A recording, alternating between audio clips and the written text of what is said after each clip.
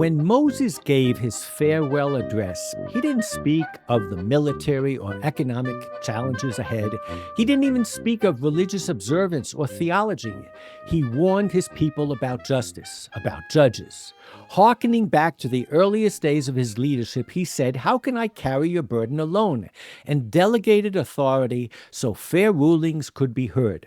That was the first judicial reform, and it served as the bookends of Moses' public service. Fast forward 3,300 years, and in the months before the October 7th War, Israel was convulsed by intense domestic turmoil over a divisive plan by the government to exert greater control over the country's judiciary. According to a recent long-form essay in the New York Times, 2 months before the war, Israel's Military Intelligence Directorate produced an alarming report warning that the deepening of the internal crisis further erodes Israel's image, exasperates the damage to Israeli deterrence, and increases the likelihood of escalation. Join us as we dig into Parashat Devarim, where Moses delivers one of the most unexpected farewell speeches in history, and it's about law, leadership, and the burden of justice. We'll look at ancient Torah, Rashi, Ramban, the Midrash, Eicha, Rabbah, and yes, Eisenhower and Urian too, to ask, why was Moses' final warning about the courts? And what does that say about justice and the political situation in Israel today? Welcome to Madlik. My name is Jeffrey Stern, and at Madlik we light a spark or shed some light on a Jewish text or tradition. Along with Rabbi Adam Mintz, we host Madlik Disruptive Torah on your favorite podcast platform and now on YouTube. We also publish a source sheet on Sfaria, and a link is included in the show notes. This week's Parsha is Devarim. Deuteronomy is many things, but at its core, it is an iconic instance of the farewell speech genre. We review famous farewell speeches, specifically the rhetorical legacy of world leaders issuing a final moral warning or final thoughts, and we're surprised to discover that for Moses, it was the judiciary. Join us for the first judicial reform as we explore the lesson for our own times. Rabbi, we just constantly are tied to the events of the day through our Parsha. I don't know if it's the events or the way we read the Parsha. I would just say that the introduction today is better than usual. That in itself is a whole class, the introduction today. Fantastic. Let's take it away. Parashat Devarim. So, as I said, Devarim is many things. Some people call it Mishnah Torah, a review of the Torah. But I think we can all agree that a core part of it is, as I said in the intro, Moses' parting speech. And there's a whole genre of that. But in Deuteronomy 1:3, it says, "It was in the 40th year, on the first day of the 11th month, that Moses addressed the Israelites in accordance with the instruction that God had given him for them." And Rashi comes right in because he's struck by the date, and he says, this tells us that he reproved them only shortly before his death. Jewish tradition holds that Moses died on the 7th day of the 12th month. From whom did he learn this? From Jacob, who reproved his sons only shortly before his death. He said, "Reuben, my son, I will tell you," and he goes on and reproves them. And similarly, Joshua reproved Israel only shortly before his death. And so to Samuel, as Samuel says. So, Rabbi, what Rashi is saying is there is a strong tradition in our tradition for public leaders, maybe not so public, maybe leaders of clans, leaders of family, gathering their loved ones, gathering their nation around them, and not only saying goodbye, maybe reviewing all the good things that they've done, but also doing a little bit of moralizing, picking that issue that is of extreme importance to them, that last word, so to speak. Now, that's interesting. You mentioned about public versus private. It's not entirely clear whether it's public or private, especially Jacob, right? Jacob gathers his family. Now, you might say that that's all he had, but that's a good question whether they want to, whether this idea of, what we would call giving musar, right? Criticizing or correcting, whether that's something that is good to do publicly or better to do privately. I think that's something that we still argue about today. What I was struck by, though, is you only have one chance at a first impression and a last impression. And ultimately, what these leaders or patriarchs have to do is to pick the one issue that is really on their minds. So I have on the screen, for those of you who are watching, the handwritten notes of Eisenhower, the president, and he is addressing the nation, and he says, "This evening I come to you with a message of leave-taking and farewell, and to share a few final thoughts with you, my countrymen." I would guess, and I started looking at different farewell speeches, and each one of them has to, some of them just review their good deeds and how much they love their people, but some of them also have to do with their last word. And I think Eisenhower, we all kind of know. We know that he says, as a general, he says, we have to worry about, what did he call it? The military-industrial complex. I was also struck that he used a pasuk. He says, American makers of plowshares could, with time as required, make swords as well. But I don't want to get too deep into the weeds on each one of these farewell addresses. But clearly, each one of them was tied to the essence of the person, in this case, not only a president, but a general, and his particular insight into what the concerns would be going forward. Washington's farewell address in 1796, he talks about the unity of government, which constitutes you as one people. Obviously, this is the first time they're going to have elections. He has the 13 states, this union, he probably saw has his greatest contribution, and he focuses on how quickly that union can dissolve. I just want to say it's interesting which people make farewell speeches. Eisenhower makes a point. Eisenhower wasn't just the president for 8 years. He was a general. He says it's been 50 years. George Washington was the first. It seems people who have a real sense of history. Joe Biden didn't make a farewell address. Donald Trump in 2020 didn't make a farewell address. I don't even think that Barack Obama and Bill Clinton made farewell addresses. It's a certain sense of yourself as being an important part of history, I think. I was thinking about it also. I think a part of maybe a two-term president is more likely than a one-term who was voted out of office. I think a president who's passing on the baton maybe to his vice, so there's continuity. I think a lot of things factor into it, but I did start thinking about that as well. And in the case of Moses, he is passing the baton on to Joshua. He's put his house in order, but that doesn't negate the need or the right, I would say, maybe the obligation for him to give some guidance.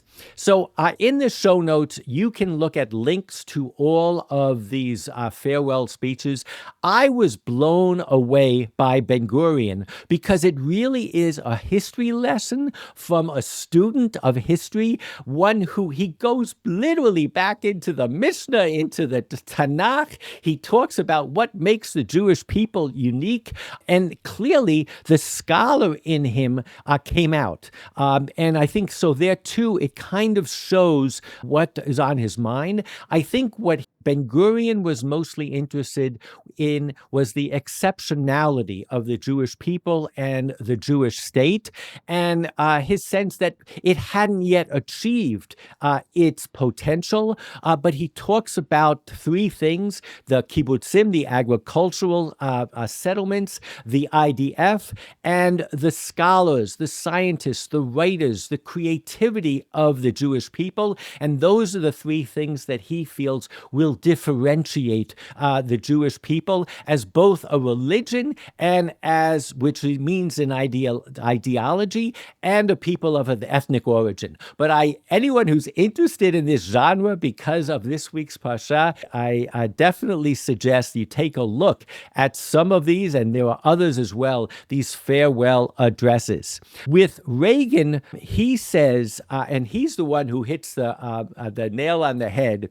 In 1989, he says, there is a great tradition of warnings in presidential farewells. And I've got one that's been on my mind for some time. So again, not in every presidential or leadership farewell address is there a warning, but certainly Reagan and his speechwriters determined that that was a core component. And in his case, I think what he wanted to convey was not only morning in America, how great America is, but this sense of patriotism and understanding of who we are that he believes starts around the dining room table, that we all need to know who we are and be proud of it. But I love the fact that he focused on this tradition of warnings.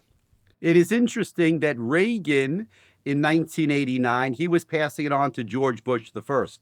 So he wasn't even, it was staying within his family. Nevertheless, he felt, and I think that's good about Reagan, he felt that it was his job to give a farewell address.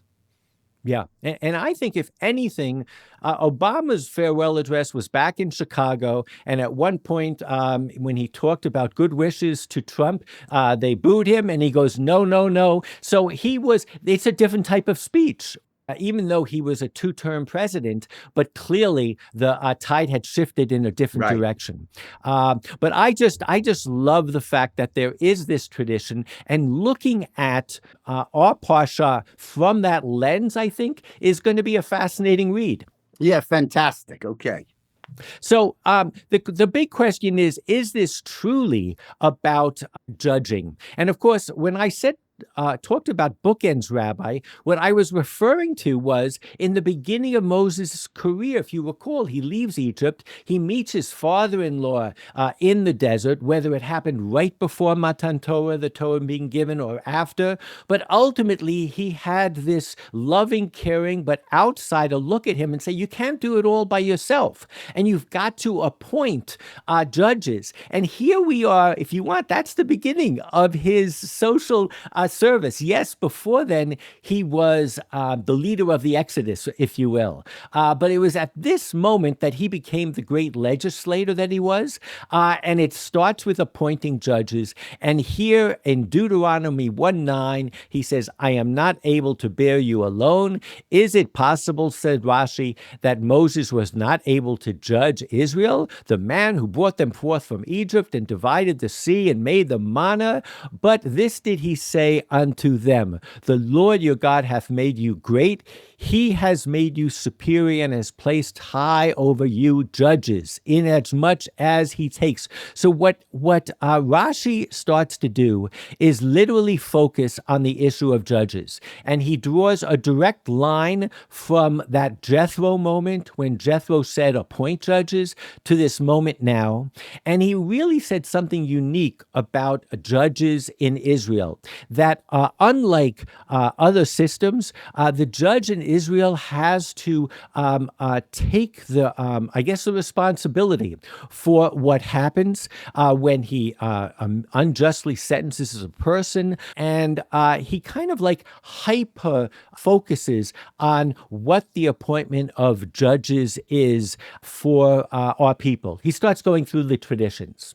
Yeah, no, that's also, it's kind of out of character for Rashi. It's a very long Rashi here. Everyone always asks, what bothers Rashi? Clearly something's bothering Rashi here, which is interesting.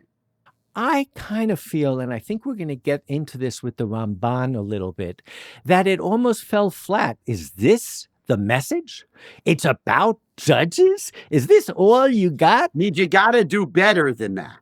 So he's flushing it out. He's Yeah. like talking that this is, and I think what we're going to get into a little bit today is the understatement is the overstatement. But Right. let's Well, see. that's what you pointed out. What's bothering Rashi? So that's great because he doesn't say that explicitly, but what he means to say is, come on, if Ronald Reagan can make such a good farewell speech, you need to do better than this. Okay, so let's see what the other commentaries do. First of all, let's let the psukim talk for themselves. So we go on to verses 12 through 18, and it says, Moses says, how can I bear unaided the trouble of you and the burden and the bickering?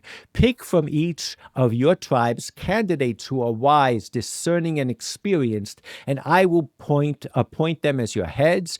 You answered me and said, what you propose to do is good. So I took your tribal leaders, wise and experienced men, and appointed them heads over you, chief of thousands, chiefs of hundreds, chiefs of fifties, and I commanded your judges at that time, saying, hear out what is between legal disputes between your brothers, judge with equity between each man and his brother, or a sojourner, a ger. You shall not be partial in judgment. Hear out low and high alike. Fear neither party, for judgment is God's. And any matter that is too difficult for you, you shall bring to me, and I will hear it. Thus I instructed you at that time about the various things that you shall do. I mean, he's making a total obvious reference to the Jethro story. This Right. is the bookend. What about verse 12, which is a famous verse because it's the Eicha verse? How can I, right? Eicha esa levadi. How can I bear unaided the troubles of you, viribchem, and your bickerings and your fights? So that's the key line, and that explains everything. Well, we're in the 3 weeks, and when we read the word Eicha, it clearly means something to us. But I think we are not alone here. In Eicha Rabbah, which is the Midrash on the book of Lamentations that we will read shortly on Tisha B'Av, it says, how does the great crowded city sit alone? That's the beginning of the Lamentations. Eicha haita zona yevama, Eicha yashva badad. She has become like a widow, great among the nations, a princess among the states. It says, how Eicha, 3 prophecies with the term Eicha exist. Moses, Isaiah, and Jeremiah. So it's trying to connect our Eicha to the Eicha that you talked about.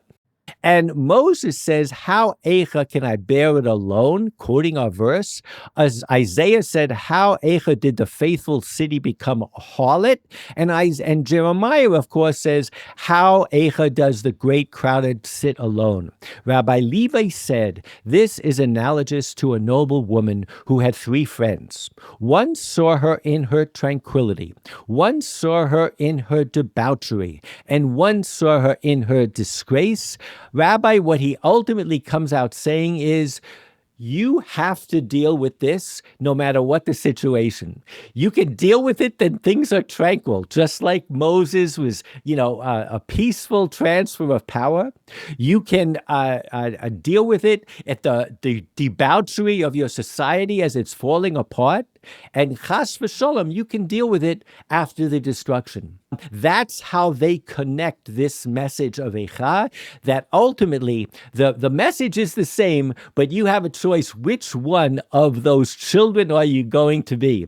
And I think it was part of the rabbi's attempt to connect it to the times, maybe because of Parashat HaShavua, that it's always read this time of year. Well, obviously it's set up that way, right? Because, because that's the message of Tisha B'Av, that Eicha, that the experience of Tisha B'Av is in all generations, right? Is as true in the year 2025 as it is in the year 70. And that's exactly what that Midrash is telling us, that Moses saw the people in their glory, but he still had Eicha, because Eicha is relevant always. And I also think of it to what lies behind the judicial issues in Israel. And part of that has to do that Israel never had the time to write a constitution. they said for 77 years, we're attacked. We're surrounded by people. These are tough times. Let's wait for the good times to come. And it's kind of a lesson that some issues, there's never going to be a good time. You always have to make the time. That's at least what I take the message of the kind of the connection between the word Eicha. That's very good. You see, that's exactly what the Midrash wants you to do, Jeffrey. It wants you to apply Eicha to this time. I'll just say one thing. The destruction of the temple is a very hard thing to mourn these days, right? You say it's a hard time in Israel, but you can tell me that the temple is destroyed. You go to the city of Jerusalem, you can tell me the temple is destroyed. That's crazy. Jerusalem has never been so successful and so busy and so excited and all these things. And you're mourning the temple. There's a famous story, Jeffrey, that the Six-Day War happened in 1967 in June. That summer was Tisha B'Av. And the story is that Rabbi David Hartman, who's famous, he was a rabbi then in Montreal. And he came home after shul on Tisha B'Av morning, and he said to his wife and his children, there's no more Tisha B'Av. Let's go out and let's have a picnic. Because they got back the city of Jerusalem. How can you be fasting on Tisha B'Av? But actually, your response is a more honest response to Tisha B'Av, is that there's always something to say Eicha about. Unfortunately. And the trick is not to wait for the destruction to have these discussions, not even to wait when you're at the bottom of the pit of debauchery, but to do it when you have that the status quo. And that literally, we've gone through all of those kind of, steps in the last few years. Getting back to what was bothering Rashi, I looked at the Ramban, and the Ramban all of a sudden says, according to the simple meaning of Scripture, Moses, our teacher, alluded to them, the three things which he told Jethro. Now, Ramban goes out of his way to say that we're not just talking about judges, we're talking about prayer. He pulls out of his hat here that matters of judgment and statutes and laws and their meanings and interpretations. So I think the Ramban is bothered by how flat this justice rings. He has to put into Jethro's mouth, no, we're not only talking on appointing people to be judges, we're appointing prayer leaders and theologians, we're appointing people who can explain Scripture and the mitzvahot. I think it's very nice, but I think, too, it gets to the heart of the issue that Rashi was having, which is that the whole message? Appointing judges who can adjudicate and be fair. And I think that's the big question here. And what lies behind it is this is Moses' last word, so to speak. That is absolutely right. I mean, it's the beginning of Moses' last words. We're going to be spending a bunch of weeks on the last words of Moses. But I think what they make a big deal about this is because this is the beginning of that last speech. So I want to get into the meat of it. And Ramban goes on then to say that what these verses are telling you when it says appoint the right people for judges, he quotes Rashi, and Rashi says that if one perceived that his opponent was winning a litigation, he would say, I have a witness to bring. I have evidence to present. I exercise my right to add judges to you.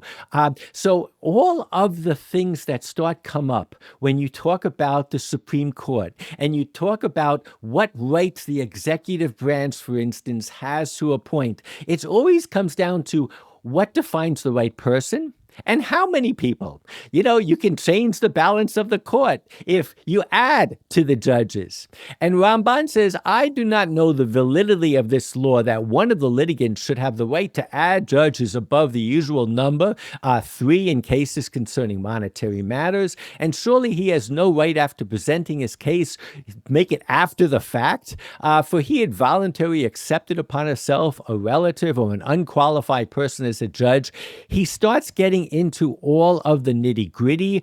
He says a suit decided by 5 justices is not comparable to one decided by 10. So he really is, after he kind of pushes back about, is this just about judges? He does get into the weeds of justice. And of course, he quotes something that we all should be very proud of. Justice, justice shall thou pursue. Tzedek, tzedek tirdof. Which we're going to get to in a few weeks. Of course, which the Sifrei interpreted, go to a reliable court, and an increase in the number constitutes a reliable court. So he is getting into the issues, and in a sense, I would argue that what he's saying is that Moses is raising all of these issues as bookends, because at the end of the day, this is going to decide the core of your being. Is it fair? Is it a justice? And so I think it's a very kind of a timely message. Rashi goes on and commenting on the word wise and understanding men. He says, men who can understand a matter out of another matter. This is what Arius asked Rav Josi. What is the difference between wise men and understanding men? So now I think that the way I interpret this Rashi is he's discussing judicial activism and judicial restraint. He's saying there are some justices that you come in front of them, they make a decision. And when you leave and they have nothing to do, they're like a merchant money changer. And you bring him coins, he examines them. When you don't, you don't. And he says, and then there are other justices, when you're not coming in front of them with a money-changing exercise, they go out and they start getting involved in commerce. And I think here, too, he raises this issue of what are the types of judges that we want? Are there ones that are very cautious and restraint? And are there judges who are activists? I don't think it's our job in reading this parsha to come out on any side of the current judicial reform, but I think it is our part to say this was a key element to Moshe, and our tradition, Rome is always ascribed to as Roman law. But I think the passion for law, the passion for justice in and of itself is something that comes out of the Torah very strongly. And Moses is the spokesman here. Yeah, well, that's for sure. You make an interesting point. You can never judge modern events based on a Rashi. That's not fair. But what you can say is that Rashi clearly says that the same issues that we're working through today are the issues that Moshe himself worked through. And that's actually pretty amazing.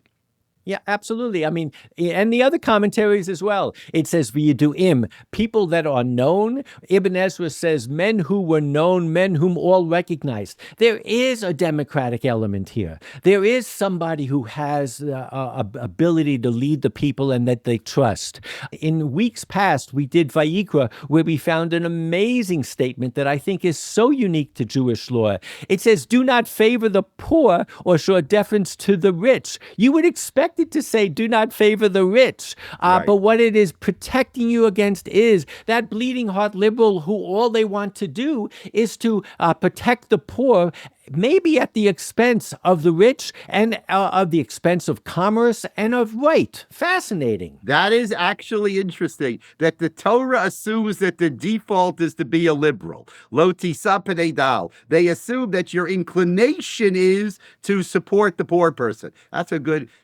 modern read on the Chumash. Yeah, and that does come out. You can't ignore that. No, you can't ignore it. It's not a typo. Deny it. That's for sure. Not a typo. So Mishnah Torah to the Rambam says, whenever a Sanhedrin, a king, or an exarch appoints a judge who is not fitting and who is not learned in the wisdom of the Torah and is not suitable to be a judge, even if he is entirely a delight, I love that translation, and possesses other positive qualities, the person who appoints him violates a negative commandment commandment, as it says in our Deuteronomy verse 117, do not show favoritism in judgment. According to the oral tradition, we learned that this command is addressed to those who appoint judges. Our sages declare, perhaps a person will say, so-and-so is attractive, I will appoint him as a judge. So-and-so is so strong, I will appoint him as a judge. So-and-so is my relative, I will appoint him as a judge. And so-and-so knows all the languages, I will appoint him as a judge. This will lead to those who are liable being vindicated, and those who should be vindicated held liable,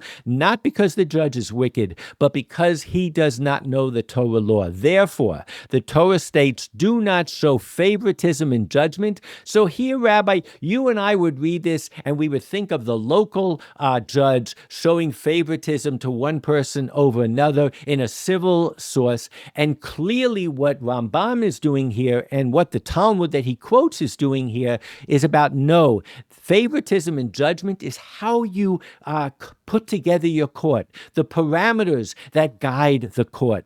And I just think it is so fascinating that this discussion and our texts are so rich with guidance, so rich with questions that relate to this, that it really does make you think and say, especially given the whole fight over judicial reform, which turned to be a matter of life and death, of the safety of our people, that no, you don't have to embellish Moses's bookends. He understood where he was coming from. He understood that probably the most primary thing that his people needed to go forward were guidelines, were rules, and he's not even talking about religious rules, rules that are fair to everybody. I just loved it. It's fantastic. It's such a good topic for today.